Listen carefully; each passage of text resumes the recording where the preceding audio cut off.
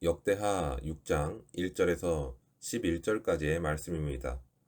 오늘 본문에서의 솔로몬은 성전 봉헌식에서 당당하게 제사장과 같은 역할을 하고 있는 것을 볼 수 있습니다.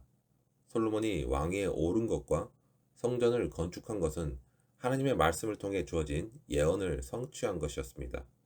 솔로몬의 가장 큰 성취가 성전 건축이라면 그것은 자신의 포부를 실현하기 위한 자기의 노력이 아니라 하나님의 약속을 이루기 위한 노력으로 이루어졌다라고 보아야 합니다. 영광으로 가득한 주님의 성전에서 솔로몬은 하나님께 기도하기 시작합니다.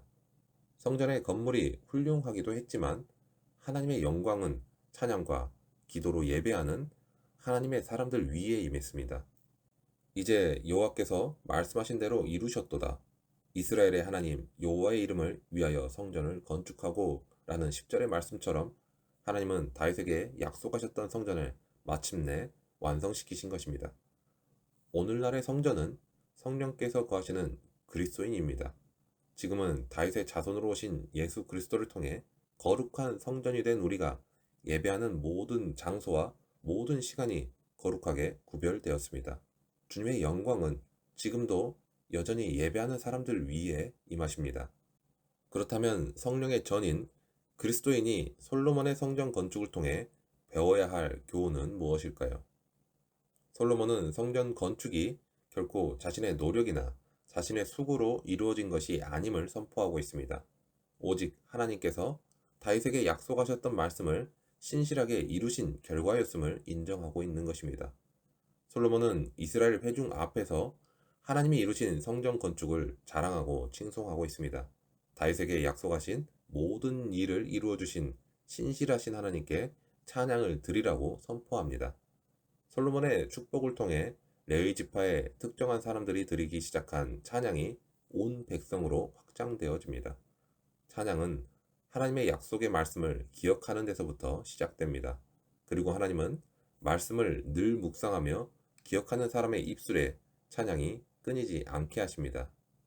그리고 솔로몬은 하나님이 다윗에게 하셨던 약속을 백성에게 상기시키십니다. 이전에 주님은 성전이나 왕을 세우시기 위해 어느 집 하나 성읍 사람을 택하신 적이 없습니다.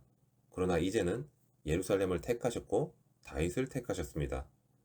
택하지 않으셨던 때에도 하나님은 공평하셨지만 택하셨을 때에는 다윗을 통해 유다의 축복이 온 이스라엘에 공평하게 주어지게 하셨습니다.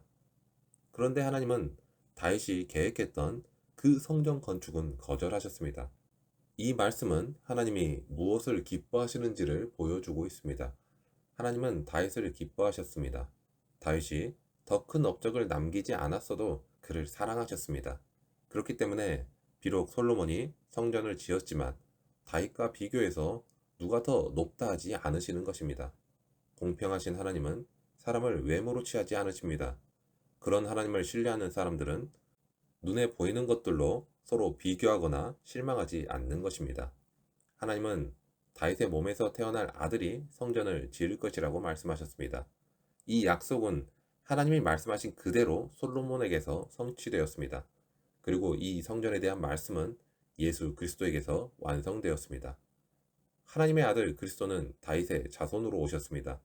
솔로몬이 손으로 지은 성전은 시간이 지난 후에 결국 무너지고 말았습니다.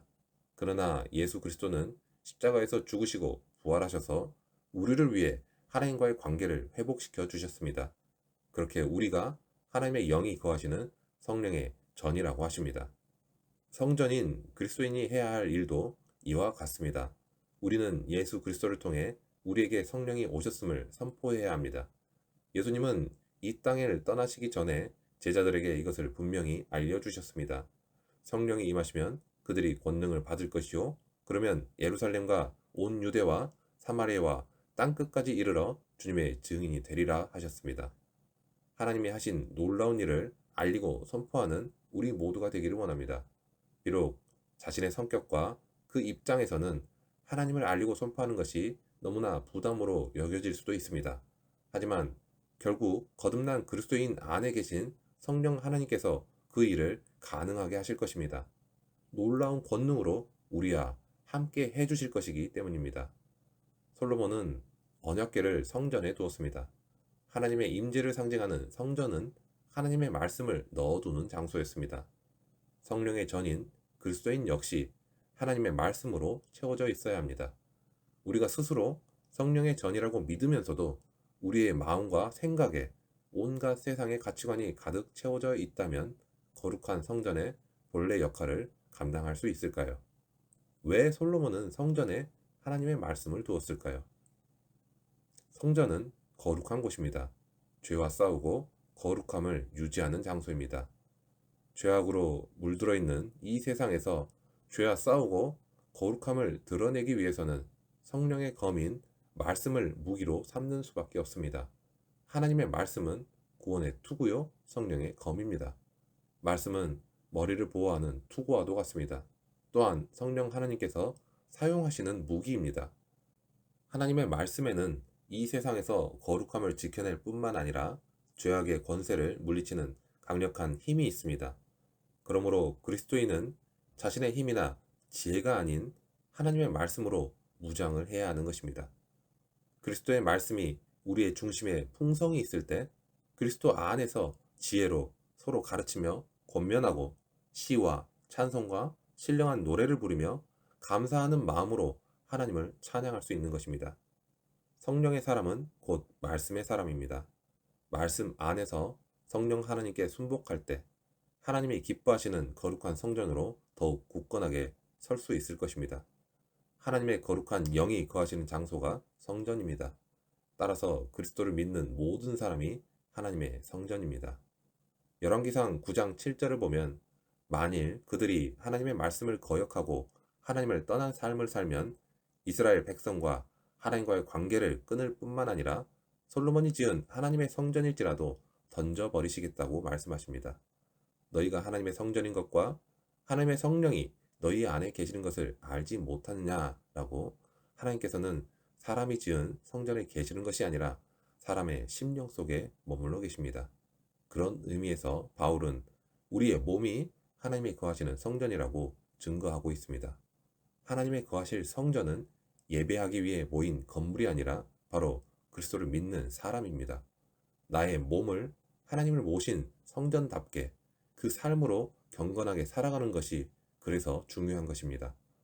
그런데 우리와 같이 온갖 죄악으로 하나님과 원수되었던 자들이 어떻게 하나님의 성전이 될 수 있을까요? 그것은 오직 하나님이 예수 그리스도로 말미암아 우리에게 베푸신 은혜로 된 것입니다. 갈라디아서의 저자는 그리스도인에게 성령을 주시고 그 가운데서 능력을 행하시는 이의 일은 율법의 행위가 아닌 믿음에서 비롯된 것이라고 가르칩니다. 예수 그리스도로 말미암아 성령께서 오셨습니다. 이것은 하나님이 은혜로 이루어 주신 것입니다. 죄인된 우리를 떠나지 않고 언제나 함께 해주시는 그 은혜를 날마다 전하는 우리 모두가 되기를 바랍니다. 또한 하나님의 성전에 말씀이 있었듯이 죄와 싸워 이기게 하는 말씀을 마음의 중심에 풍성히 채우는 우리 모두가 되기를 바랍니다. 이것이 하나님이 거하시는 거룩한 성전의 본분이기 때문입니다.